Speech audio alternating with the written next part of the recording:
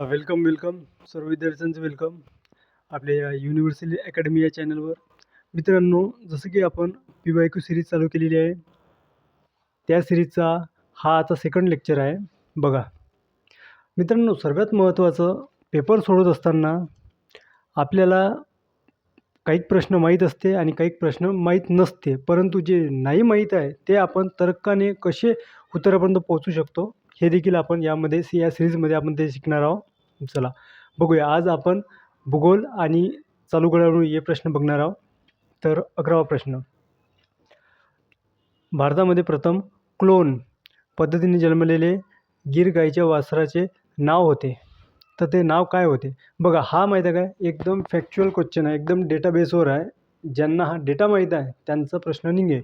आणि इथं तर्क लागणार का? तर अशा प्रश्नाला बिलकुल तर्क लागणार नाही. परंतु हा प्रश्न घेण्यामागचं कारण काय?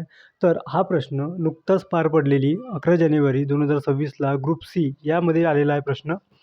तर आपण या प्रश्नावरून एक अंदाज बांधू शकतो की येणाऱ्या मार्च 2026ला कंबाईन ग्रुप बी आणि ग्रुप सीमध्ये GSमध्ये कशा प्रकारचे प्रश्न येऊ शकते. तर बघा, या प्रश्नाचा आन्सर तर गंगा आहे. ठीक आहे, तर बघूया समोर.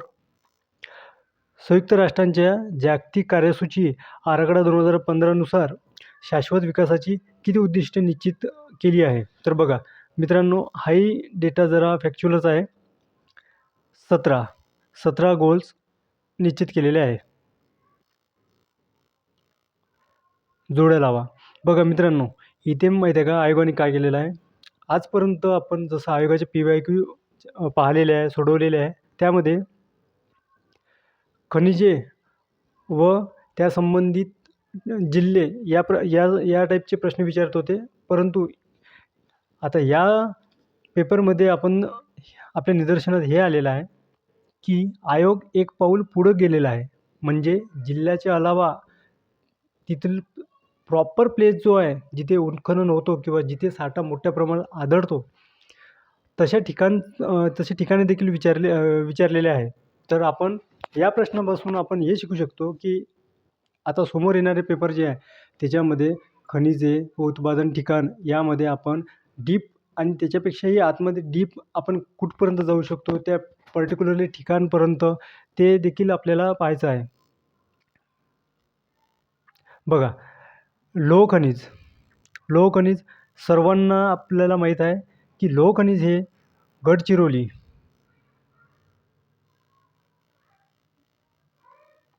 या जिल्ह्यात सर्वात जास्त प्रमाणात आढळते. परंतु गडचिरोलीमधील कुठं? तर ते गडचिरोलीमधील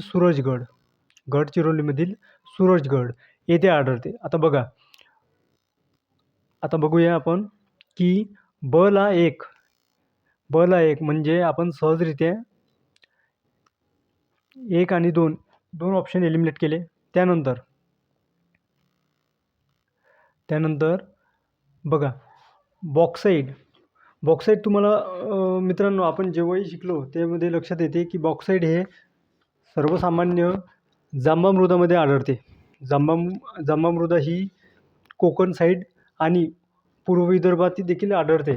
त्याप्रमाणेच जसं की मॅग्नेशियम झालं, क्रोमाईट झालं, आणखी इतर खनिजं जे आहे त्यामध्येही त्यांचे आजपर्यंत जिल्हे विचारले आणि जिल्ह्याच्या आतमध्ये हा प्रश्न जिल्ह्यांच्याही आतमध्ये जाऊन पर्टिक्युलरली प्लेसला हिट केलेला आहे. त्यामुळे बघा, या प्रश्नाचं उत्तर जे आहे ते 3 नंबरचं आहे. कारण की बघा मित्रांनो, 3 नंबरचा आहे. कारण की क जो आहे, ऑप्शन क जो आहे हा बॉक्साईट जो आहे, तर बॉक्साईटला उदगिरी येथे आढळतो. ठीक आहे, त्यामुळे ऑप्शन याचं उत्तर काय निघणार तर 3.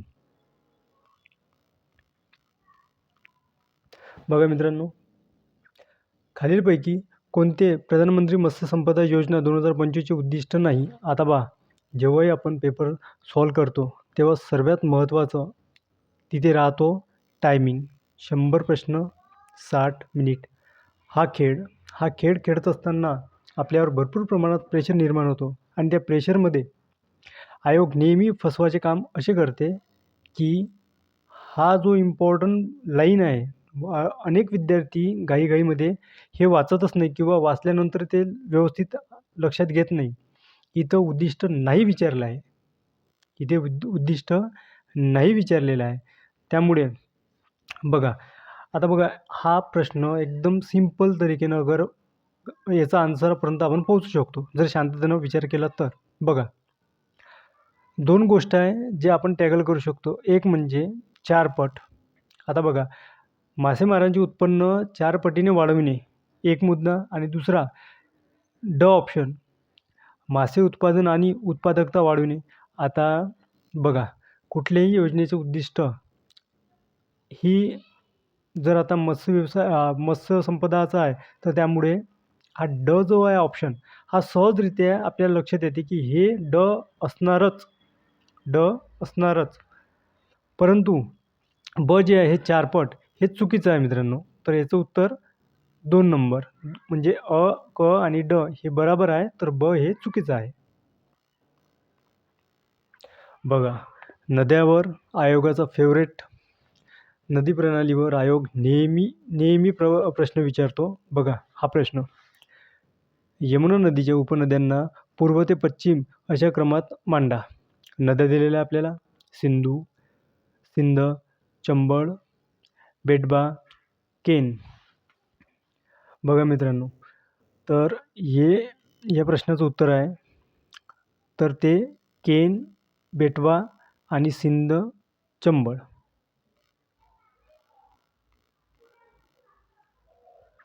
नेक्स्ट प्रश्न, महाराष्ट्रात इलेक्ट्रॉनिक्स वाहन धोरण 2025 नुसार महाराष्ट्रातील महामार्गावर किती अंतरावर इलेक्ट्रॉनिक वाहनांसाठी चार्जिंग स्टेशन बसविले जातील? तर हा प्रश्न एकदम फॅक्च्युअल डेटा आहे, 25 किलोमीटरवर. जिथे आपण तर्काने काढू शकतो तिथे आपण तर्क वापरू, जिथे फॅक्च्युअल डेटा यूज होते तर तिथे फॅक्च्युअल डेटानुसार आपण उत्तर काढूया. बघा, कोपेन. मित्रांनो, एक महत्त्वाचा मुद्दा म्हणजे इथे आयोग नेहमी हवामान वर्गीकरण यावर प्रश्न वारंवार विचारताना दिसतो आणि महाराष्ट्रात आणि भारतात ज्या शास्त्रज्ञांनी वर्गीकरण केलेले आहे हवामानाविषयी, त्यांचे वर्गीकरण पाहणे आणि प्रॉपर त्यांनी वापरलेले शब्द, ठिकाण, प्लेस हे व्यवस्थित नीटनेटकं हाताळून घेणे हे महत्त्वाचा मुद्दा आहे. या प्रश्नातून आपण हे लक्षात येतं आपल्या.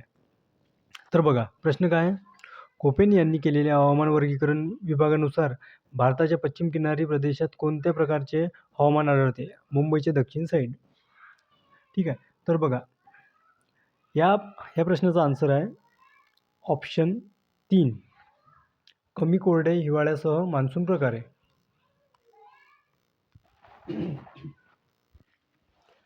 खालील विधानापैकी चुकीचे विधान बघा मित्रांनो, पुन्हा आयोगाने विचारलेलं आहे चुकीचे. ठीक आहे, जेव्हा आपण पेपर सोडवतो ना तेव्हा आपण पहिल्यांदा नीटपणे राऊंड करायला पाहिजे की नेमकं आयोगाने काय विचारलं आहे, चुकीचं विचारलं आहे की बरोबर विचारलं आहे. बघा, हा प्रश्न तुमचा टाईम खाणाऱ्यासारखा प्रश्न आहे. बघा, पहिला ऑप्शन. आता बघा, साधारणपणे विद्यार्थी जेव्हा प्रश्न हाताळतो तेव्हा तो वरून म्हणजे पहिला, दुसरा, तिसरा असे प्रत्येक ऑप्शन वाचतो, त्यानंतर मग पर्यायाकडे जातो. नंतर बघा, आपण यामध्ये जर आपल्याला इतर मुलांपेक्षा कमी टायमिंगमध्ये उत्तर काढायचं असेल तर आपण सुरुवात ही नेहमी खालून करायला पाहिजे. बघा, भूतान हा देश नेपाळ या देशाच्या शेजारी आहे. आता बघा, जेव्हा आपण मॅप बघतो तर तेव्हा आपल्या निदर्शनास येते की जो ऑप्शन आहे हा ऑप्शन चुकीचा आहे. जर ऑप्शन आहे तर हा ऑप्शन एलिमिनेट होतो. त्यानंतर हा एकच ऑप्शन एलिमिनेट होतो, बरोबर आहे. त्यानंतर नेपाळ हा एक भूपरिवेष्टित देश आहे जो चीन आणि भारत या दोन महाकाय देशांमध्ये वसलेला आहे. ऑप्शन ब हे देखील आपल्या लक्षात येते की हे बरोबर आहे मॅपनुसार पाहता. म्हणजे ऑप्शन ब बरोबर आहे, तर ब येणार नाही. तर त्यामुळे या ऑप्शन आता राहिलेला एक उत्तराखंड, उत्तर प्रदेश, बिहार, पश्चिम बंगाल आणि मणिपूर ही भारतातील राज्ये नेपाळी सीमेला लागू आहे. चुकीचं आहे. अविधान चुकीचं आहे. म्हणजे याच्यामध्ये उत्तर येणार अ, क आणि अ हे 2 विधाने विद्यार्थी मित्रांनो चुकीची दिलेली आहे. तर याच्यामध्ये एकच विधान जे आहे ब ते बरोबर आहे. हा प्रश्न एकदम सोप्या प्रकारचा प्रश्न बघा. थंड हवेचे ठिकाण आणि त्या संदर्भात जिल्हा आणि विचारलेलं आहे आपल्याला चुकीचं. सर्वात महत्त्वाचं म्हणजे विचारलेलं आपल्याला चुकीची जोडी. बरोबर आहे. आता बघा, पाल हे थंड हवेचे ठिकाण जळगावमध्ये आहे, एकदम बरोबर आहे. महाबळेश्वर सातारामध्ये आहे, बरोबर आहे. लोणावळा पुणेमध्ये आहे, बरोबर आहे. परंतु पेपर सोडत असताना हे सर्व पाहायची गरज नाही आहे. आपल्या क्षणात लक्षात आलं पाहिजे की तोरणमाळ हे जे आहे हे नंदुरबार या जिल्ह्यात येते. तर ही जोडी चुकीची दिलेली आहे.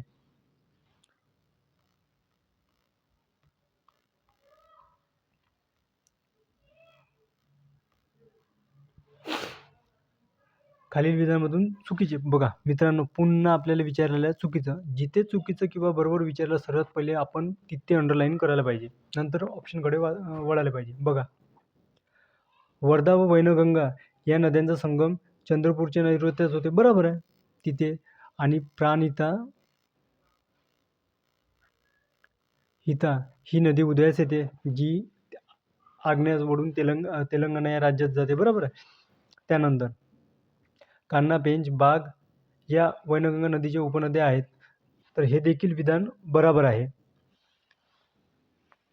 त्यानंतर वैनगंगा नदीच्या डाव्या तीरावर पूस, आरणा, वाघाडी आणि खुडी या उपनद्या येऊन मिळतात. हे विधान जरा अंडरलाईन करून ठेवू आपण. त्यानंतर तावरजा, तोरणा, मन्याड, गिरणा नद्या मांजरा नदीच्या उपनद्या गोदावरीत येऊन मिळतात. एकदम बराबर आहे. बघा मित्रांनो, गोदावरी ही महाराष्ट्रातील सर्वात मोठी नदी मानल्या जाते, बरोबर आहे. त्र्यंबकेश्वर. तर महत्त्वाचा मुद्दा म्हणजे ऑप्शन यामध्ये फक्त आणि फक्त एलिमिनेट करण्यासारखं किंवा चुकीचं विचारलं आहे म्हणून 3 नंबरचा आहे.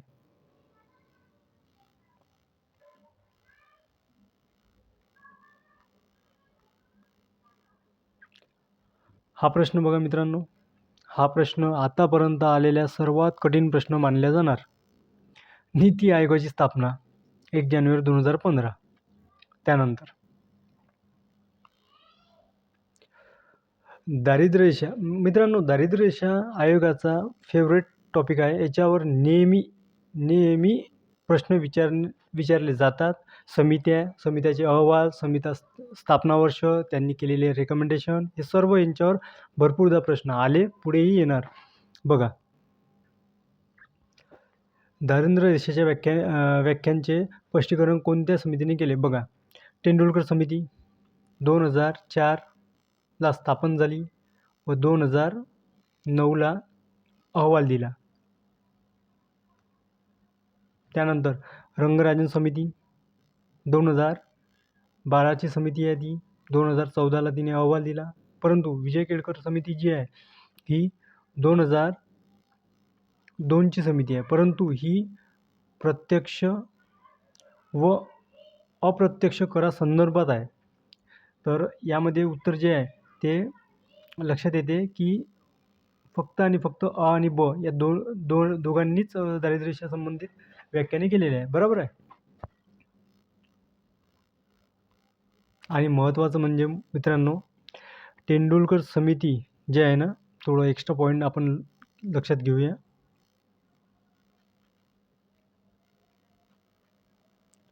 बघा, आयोगाचा कल अगर लक्षात आला असेल आपल्या, तर तेंडुलकर समितीवर नेहमी प्रश्न विचारले आहे, रंगराजन समितीवर नेहमी प्रश्न विचारले आहे, विजय केळकर समितीवर नेहमी प्रश्न विचारले आहे. तर हा प्रश्न ॲज इट इज जसचा तसा येणाऱ्या एक्झाममध्ये येणार का? तर बिलकुल नाही. परंतु या संदर्भात याच्याशी रिलेटेड जसं तेंडुलकर समिती आहे, त्या समितीची स्थापना वर्ष, त्यांनी केलेले शिफारसी, त्यांच्यात असलेले सदस्य हे महत्त्वाचे देखील आहे. या प्रकारे आपण अभ्यास करूया, तेव्हाच आपण आयोगाला टॅकल करू शकतो. बघा मित्रांनो, भारताच्या औद्योगिक धोरणाबाबत पुढीलपैकी चुकीचे विधान कोणते? पुन्हा आपल्याला विचारलं आहे चुकीचं. ऑप्शन दिलेले आहे. पहिलंच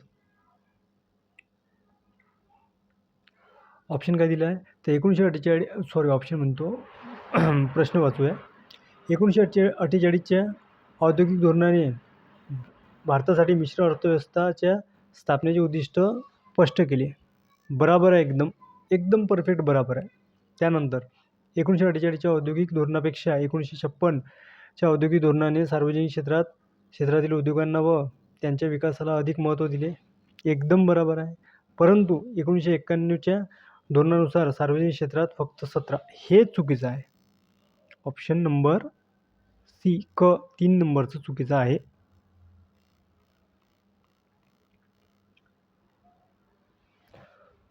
राष्ट्रीय कृषी आणि ग्रामीण विकास बँक, जिला आपण नाबार्ड या नावाने ओळखतो, बरोबर आहे.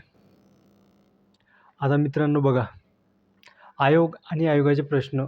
जो विद्यार्थी नुसता अभ्यास करतो, जरुरी नाही आहे का तोच पेपर काढतो, पॉसिबलच नाही आहे. जो विद्यार्थी 50-60% अभ्यास करतो, परंतु 40 ते 30% तो आयोगाला समजून घेतो, आयोगाचे PYQ समजून घेतो. बघा मित्रांनो, ह्या प्रश्न जर विद्यार्थ्याला माहीतच नाही, स्थापना वर्ष माहीत नाही, परंतु आयोगाने बघा काय करून दिलेलं आहे. 2 स्थापना वर्ष असे दिलेले आहे का ते ॲज इट इज सारखे आहे 1982. लक्षात येऊन जाते इथं का ऑप्शन एक तर 2 एक तर 3मध्ये उत्तर आहे 50%, 50-50. जेव्हा ज्याला माहीत नाही तो रिस्क घेऊन एक ऑप्शन क्लिक करू शकतो. परंतु ज्या विद्यार्थ्यांना प्रॉपरली माहीत आहे त्याचं लक्षात येऊन जाते की 12 जुलै 1982 बी शिवरामन समिती यांच्या अध्यक्षतेखाली समिती स्थापन झाली होती आणि त्यानंतर नाबार्डची स्थापना झाली होती, बरोबर आहे. तर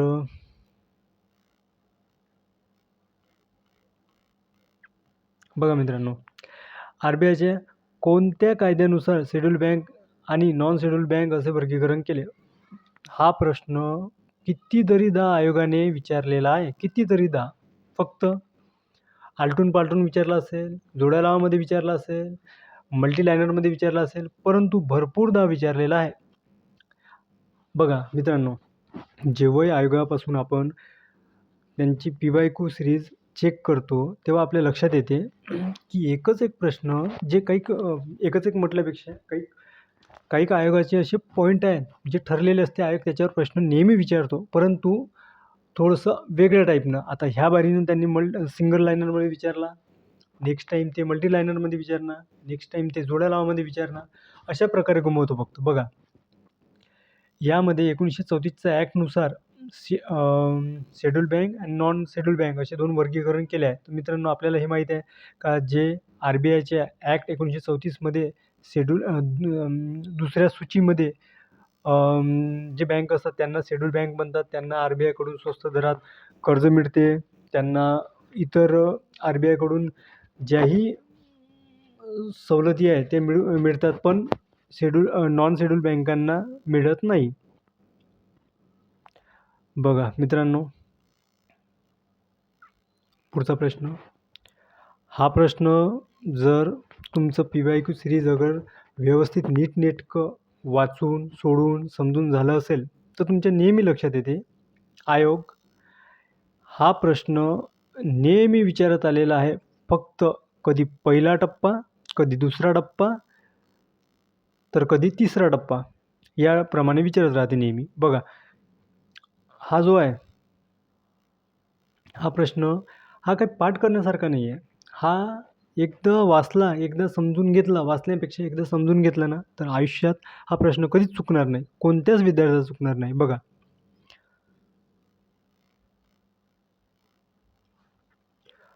पहिला टप्पा, दुसरा टप्पा आणि तिसरा टप्पा. पहिल्या टप्प्यामध्ये मायनस, दुसऱ्या टप्प्यामध्ये प्लस, तिसऱ्या टप्प्यामध्ये इक्वल. हे 3 लक्षात ठेवले का आपला प्रश्न कसाही आला तरी आपण नेहमी बरोबरच काढणार. बघा, पहिल्या टप्प्यामध्ये लोकसंख्या कमी होते, मायनस, प्लस म्हणजे वाढते, बराबर म्हणजे बराबरचा अर्थ काय होईल? स्थिर, इक्वल, स्थिर. ठीक आहे. तर बघा, आपल्याला कोणतं स्टेज विचारलेली आहे? तर तिसरा टप्पा. परंतु मित्रांनो, एक लक्षात ठेवा, आयोगाने हा प्रश्न मस्त सेट केलेला आहे. कसा? हा टाईम घेणार आहे तुमचा. त्याच्या मागचं रिझन असं आहे का इथं जर त्यांनी लोकसंख्या स्थिर राहते असं ऑप्शन दिलं असतं तर विद्यार्थ्यांनी सरळ तो क्लिक केला असता आणि समोर गेले असते. परंतु त्यांनी तशा स्वरूपात न देता थोडा वेगळ्या पद्धतीत दिलेला आहे. बघा, जन्मदर आणि मृत्यूदर दोन्ही जास्त म्हणजे स्थिर होऊ शकते का? नाही. लोकसंख्यांची जलद वाढ म्हणजे स्थिर होऊ शकते का? नाही, म्हणजे वाढणार. मृत्यूदरात लक्षणीय वाढ म्हणजे होणार का? स्थिर? नाही. तर यामध्ये एकमेव असं ऑप्शन आहे जे आपल्याला दिलेलं आहे आयोगाने, 4थ्या नंबरचं. जन्मदरात लक्षणीय घट तेव्हा राहते लोकसंख्या स्थिर. म्हणजे उत्तर आहे याचं 4. काहीच नाही, हा प्रश्न एकदम इझी आहे. फक्त एक लक्षात ठेवा, पहिल्या याच्यात मायनस, दुसऱ्या टप्प्यात प्लस, तिसऱ्या टप्प्यात इक्वल म्हणजे सारखी, स्थिर सारखी म्हटल्यापेक्षा स्थिर. बघा, हा प्रश्न खालीलपैकी कोणत्या पर्याय दिनांक 14/8/2018 पासूनच्या विस्तारित प्रधानमंत्री जनधन योजनेतील 3 प्रमुख सुधारणा योग्यरित्या दर्शविल्या. आता बघा मित्रांनो, यामध्ये का नाही, आता यामध्ये ज्या विद्यार्थ्यांना प्रॉपर हे माहीत आहे तर त्यांनी सरळच ऑप्शन नंबर 3 क्लिक केलं असेल. त्याच्या मागचं कारण, ओव्हरड्राफ्ट मर्यादा वाढवली, एकदम बरोबर आहे. विमा संरक्षण वाढवले, एकदम बरोबर आहे. आणि वयोमर्यादा वाढवली, हे देखील बरोबर आहे. ओव्हरड्राफ्ट मर्यादा वाढवली आणि वयोमर्यादा. तर ऑप्शन नंबर 3 हा माहीत आहे काय? एकदम ज्यांना फॅक्च्युअल डेटा माहीत आहे आणि नसलंही फॅक्च्युअल डेटा माहीत तरी बघा मित्रांनो, जवळपास आपण ऑलमोस्ट उत्तरापर्यंत कसं पोहोचू शकतो हे तर्कही देखील महत्त्वाचे आहे. बघा, इथे वाढली दर्शवलेली आहे, 3 ठिकाणी वाढ दर्शवली आहे, पण एकच असा पर्याय आहे जो कमी आहे. कमी म्हणजे घट दाखवलेली आहे, तो एलिमिनेट होणार. त्यानंतर 2 ठिकाणी इथे 2 ठिकाणी वाढ आहे आणि एक ठिकाणी कमी आहे. असं करूनही आपण थोडंसं उत्तरापर्यंत पोहोचायचा प्रयत्न करू शकतो. बघा, 1991 मध्ये स्थापन झालेल्या एम नरसिंह समिती खालीलपैकी कशा संबंधित होती? मित्रांनो, आयोगाची फेवरेट समित्यापैकी एक एम नरसिंह समिती. 3 वर्ष असे जे आहे, जे 1975 मध्ये स्थापन झाली. एम नरसिंह यांच्या अध्यक्षतेखाली, जेव्हा RRB ची स्थापना करण्यात आली. या समितीचे अध्यक्ष होते एम नरसिंह आणि त्यांच्याच अध्यक्षतेखाली RRBची स्थापना करण्यात आली. ती म्हणजे 2 ऑक्टोंबर 1975 आणि RRBला कायद्याने मान्यता 9 फेब्रुवारी 1976ला मिळाली. हे तर आपल्याला माहीतच आहे. बघा, त्यानंतर आणखी 1991 जे आपल्याला प्रश्नात विचारलंच आहे. 91 मध्ये समिती स्थापन झाली. तिने अहवाल 1991 मध्ये दिलेला आहे. परंतु त्या समितीचं नाव होतं वित्तविषयक सुधारणा. त्यानंतर देखील यांच्याच अध्यक्षतेखाली समिती स्थापन झाली. ती म्हणजे 1997. तिचा अहवाल दिलेला आहे 1998. या समितीचं नाव होतं बँकिंग सुधारणाविषयी समिती अशी. बघा मित्रांनो, एम नरसिंह राव यांच्याबद्दल हा प्रश्न आता ॲज इट इज रिपीट होणार. हा प्रश्न आता ॲज इट इज रिपीट होणार असं होणार का नाही. मग आपण या PYQ सिरीजमधून येणाऱ्या एक्झामला कसं टॅगल करू हे शिकत आहे. तर ते शिकण्यामध्ये आपल्या लक्षात घ्यावं लागेल का आयोगाने यावर्षी 1991ची समितीबद्दल विचारली आहे. पुढच्या एक्झाममध्ये 1975ची विचारू शकते, 1997ची विचारू शकते. त्यानंतर आयोग पुन्हा शिफारसी कोणकोणत्या केल्या किंवा कोणकोणत्या नाही यासंबंधी प्रश्न विचारू शकते. या समितीमध्ये असणारे सदस्य त्यांच्यावर विचारू शकते. बरेच प्रकारचे प्रश्न विचारू शकते. म्हणून आपण सर्व माहिती मिळवून याबाबत आपण नेहमी सराव करायला पाहिजे त्या संदर्भात. आणि दुसरी महत्त्वाची गोष्ट बघा मित्रांनो, यामध्ये RBIचे 13वे गव्हर्नर म्हणून यांनी काम पाहिलेलं आहे 1977मध्ये. हे देखील महत्त्वाचा पॉईंट आहे.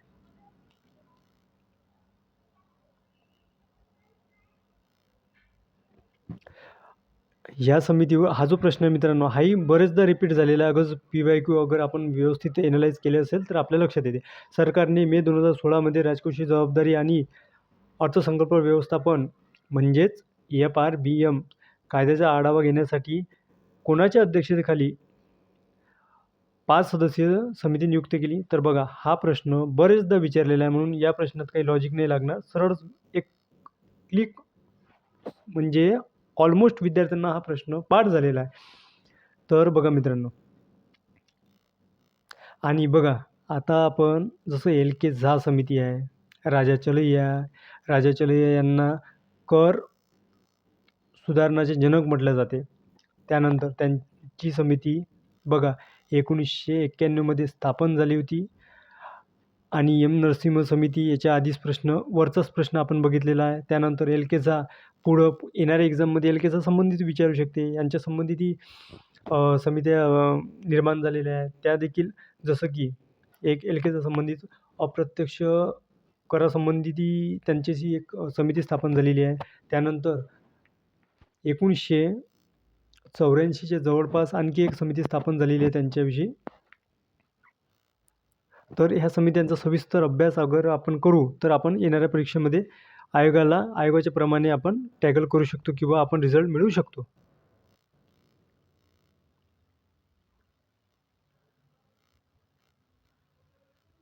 बघा मित्रांनो, राष्ट्रीय अन्न सुरक्षा अभियान जो आहे पंचवार्षिक योजनेत तयार करण्यात आला. तर कोणत्या पंचवार्षिक योजनेत असा प्रश्न आहे तो. बघा मित्रांनो, नेहमी पंचवार्षिक योजना भरपूर प्रश्न आलेले आहे. भरपूर प्रमाणात नेहमी हर प्रश्नामध्ये हर पेपरमध्ये अगर आपण पाहत गेलो तर पंचवार्षिक योजनेत एक ना एक प्रश्न दिलाच राहतो.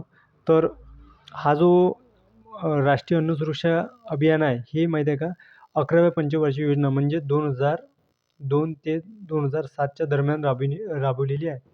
तर हे होते काही प्रश्न जसं की आपण मागच्या सिरीजमध्ये पाहिलेले आहे. आणि येणाऱ्या सिरीजमध्ये आपण आणखी विषय जसे पॉलिटिकल सायन्स झालं, त्यानंतर सायन्स झालं, त्यानंतर इतरही विषय आपण सर्व विषय बघूया.